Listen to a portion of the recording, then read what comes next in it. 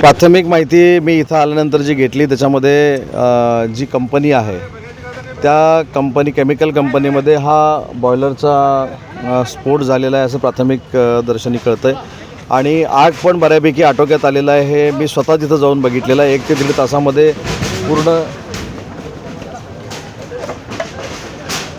पूर्ण आग विझेल अशा पद्धतीचं चित्र आहे.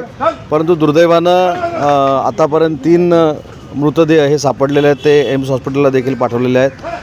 जे जखमी आहेत त्यांच्या पाठी सरकार उभं राहील, त्यांचा पूर्ण उपचाराचा खर्च सरकार करेल हे स्वतः मुख्यमंत्री मोदयांनी जाहीर केलेलं आहे.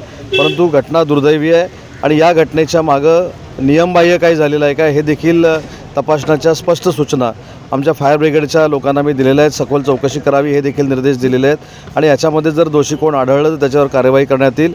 आणि याच्या पुढे जाऊन सांगतो, या सगळ्या डोंबिवलीतल्या भागामध्ये डॉक्टर श्रीकांत शिंदेंच्या नेतृत्वाखाली आम्ही एक वर्किंग करत होतो की या ज्या केमिकल कंपन्या आहेत ह्या स्थलांतरित आपल्याला बाहेर ज्या करायच्या होत्या त्यासाठी जागा अवेलेबल नव्हती. परंतु या वर्षभरामध्ये या परिसरामध्ये जागा आपण अवेलेबल केलेली आहे. आचारसंहिता असल्यामुळं जागेचं वाटप झालेलं नाही.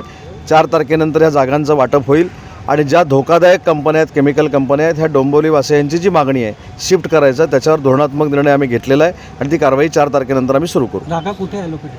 नाही, ती आता ॲडिशनल अंबरनाथमध्ये आहे. ॲडिशनल अंबरनाथच्या बाजूला देखील शेकडो हेक्टर जागा आपण संपादित केलेली आहे. फक्त त्या इंडस्ट्रियलिस्टना कन्व्हिन्स करून ती जागा देणं आता फक्त शिल्लक राहिलेलं आहे आणि त्याच्या संदर्भात 4 तारखेनंतर तातडीनं धोरणात्मक निर्णय जो झाला आहे त्याची अंमलबजावणी करू.